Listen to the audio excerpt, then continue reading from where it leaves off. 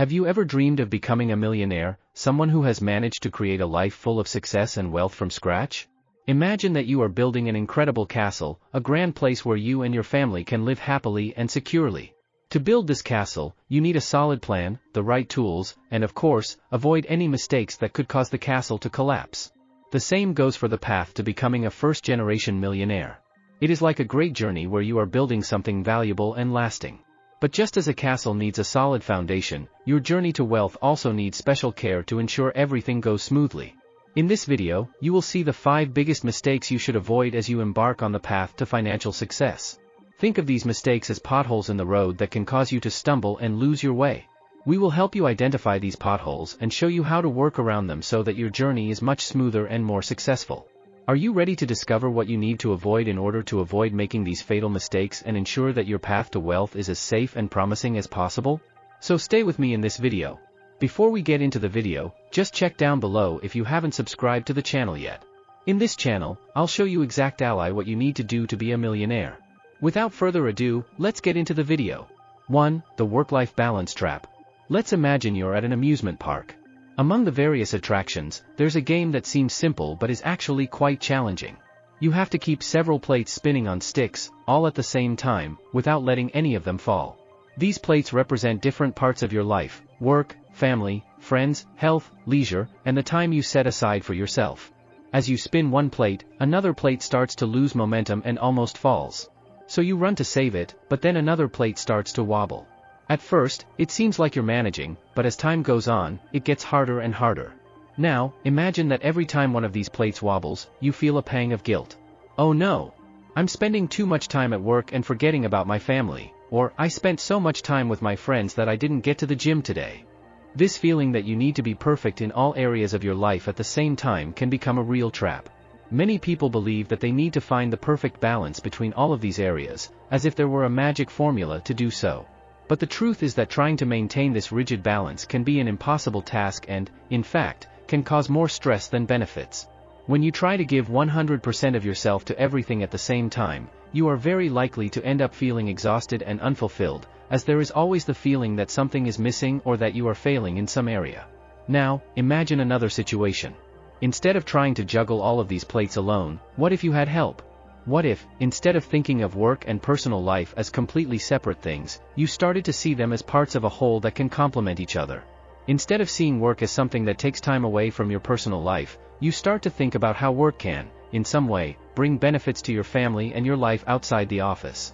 For example, you can share stories from work with your family, show them what you do, ask for their opinions, or even involve your children in small tasks related to your work, making them feel part of what you do.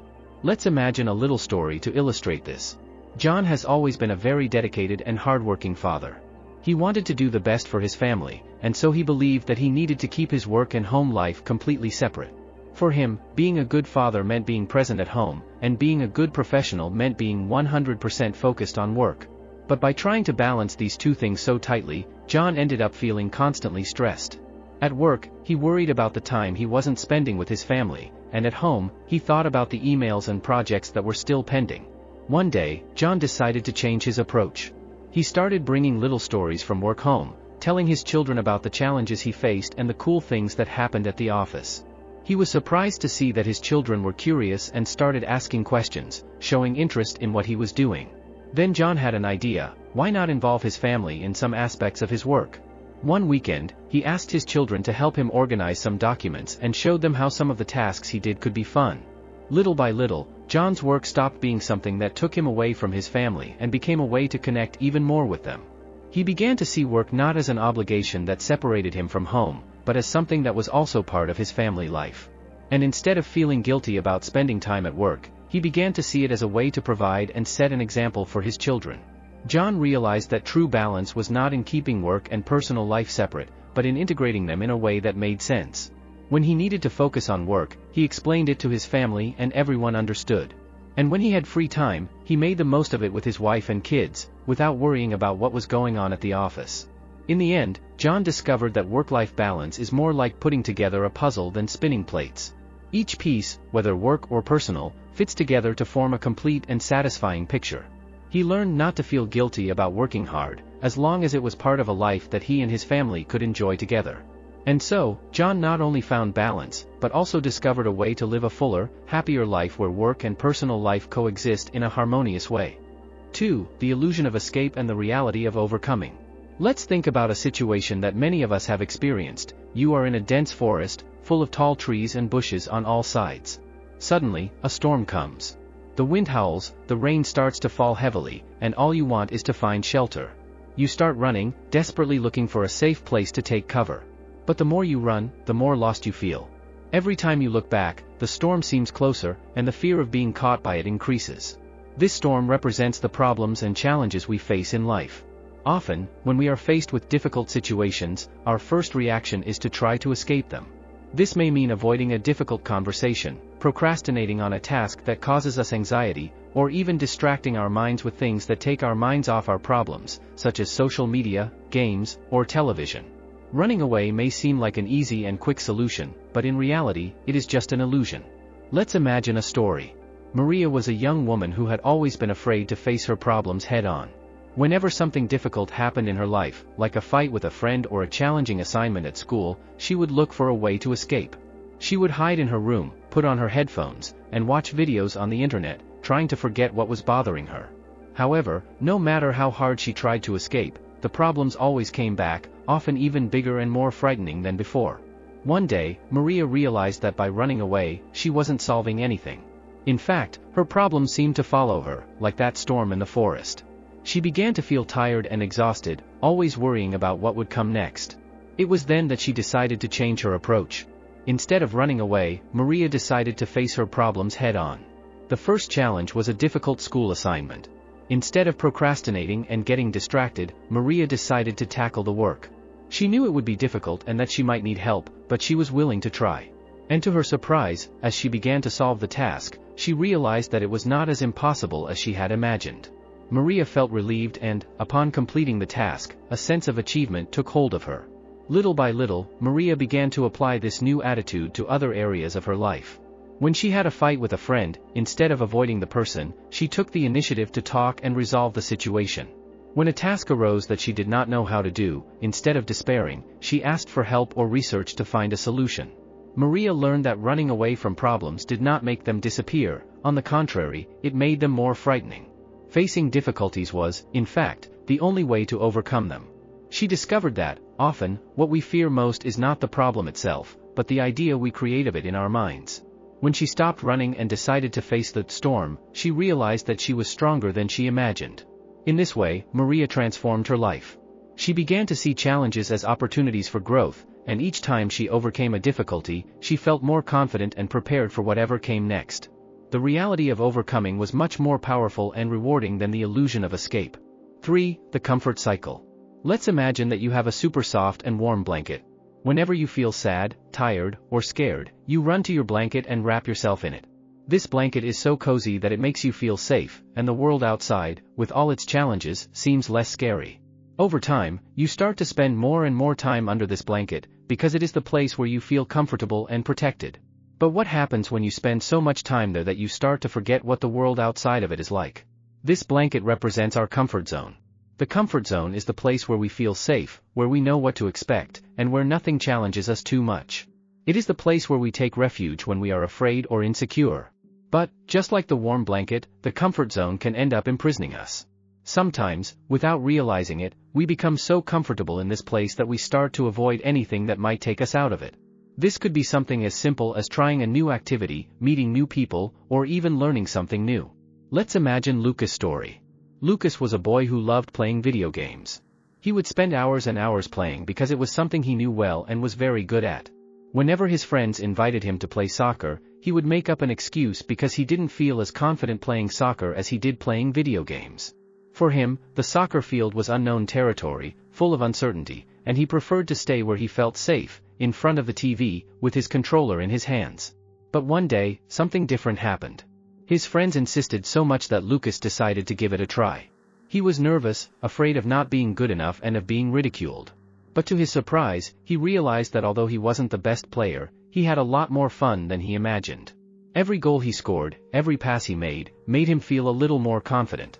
Lucas discovered that by stepping out of his comfort zone, he was opening the door to new experiences and learning. The comfort zone, like Lucas's blanket, can be tempting. It's easy to stay where we're used to, where nothing challenges or scares us. But by doing so, we run the risk of missing out on incredible opportunities that lie just outside that blanket. The comfort cycle works like this: the longer we spend in our comfort zone, the less inclined we are to step out of it, and the more limited our growth becomes.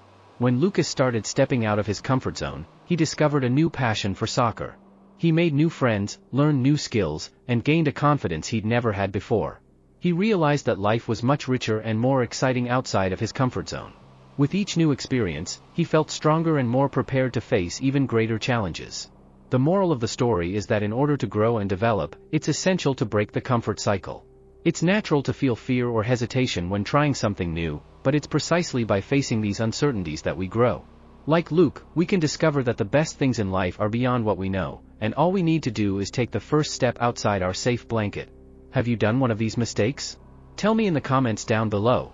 Now, on to number 4. 4. The reality of habits.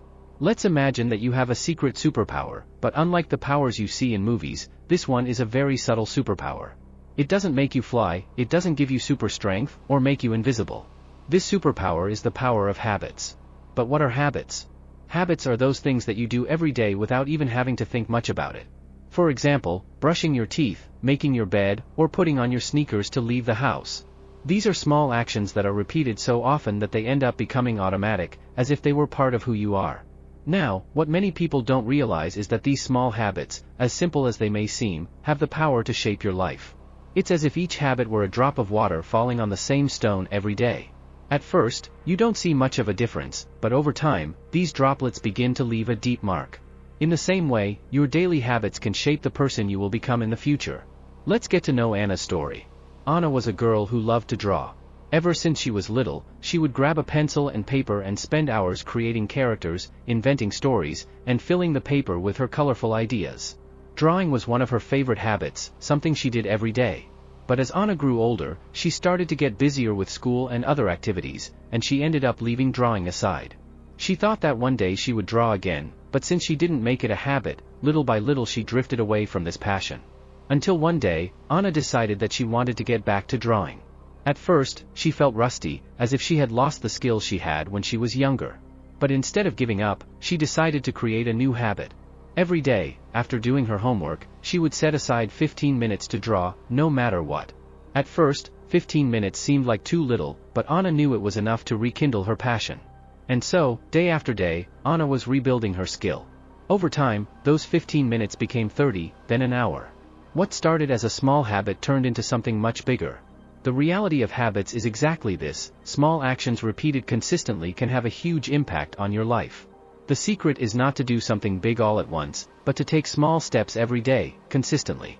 Just like Anna, who started with just 15 minutes of drawing, you can start with small changes that, over time, will grow and become something significant. Think of your habits as seeds that you plant. If you plant good seeds, like studying a little every day, exercising regularly, or reading before bed, those seeds will grow and bear fruit in the future. But if you plant bad seeds, like leaving everything to the last minute, spending hours on social media without stopping, or eating very poorly, those habits will also grow and bring results, just not the ones you would like. Anna discovered that your habits shape your reality.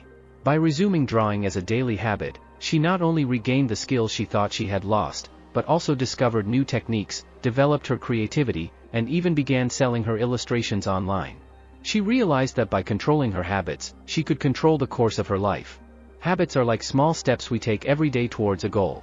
The key is to choose the right habits, the ones that will take you closer to your dreams, and cultivate them with patience and determination. 5. Nourishing the body and mind. Imagine that your body is like a car. For a car to run well, it needs the right fuel, regular maintenance, and parts that are in good condition. If you put the wrong fuel in it, don't change the oil, or let parts wear out, the car will start to fail, become sluggish, and eventually stop working. With our bodies, the story is much the same. But instead of gasoline, what drives us is the food we eat and the thoughts we cultivate. Let's tell the story of Pedro. Pedro was a very curious and energetic boy. He loved to run, play, and learn new things. But lately, Pedro had been feeling tired and discouraged, even though he hadn't done anything much different. He wondered what was wrong, until one day his grandmother told him, "Pedro, you need to feed your body and mind well, that way you will feel stronger and happier." Pedro was intrigued and wanted to know what that meant. His grandmother explained that what he ate and thought about had a big impact on how he felt. She said that just as a car needs the right fuel, Pedro's body needed healthy food to function properly. This meant eating fruits, vegetables, whole grains, and protein, and avoiding too much candy, soda, and fast food. Pedro noticed that over the past few weeks, he had been eating a lot of snacks and sweets and had barely any fruit or vegetables. He decided it was time to change that. So Pedro started making small changes to his diet. For breakfast, he swapped out sugary cereal for oatmeal with fruit. For lunch, he started eating more salads and vegetables, and for dinner, he made sure he ate something nutritious. At first, he missed the sweets, but over time, he noticed that he felt more energetic, less tired, and even slept better.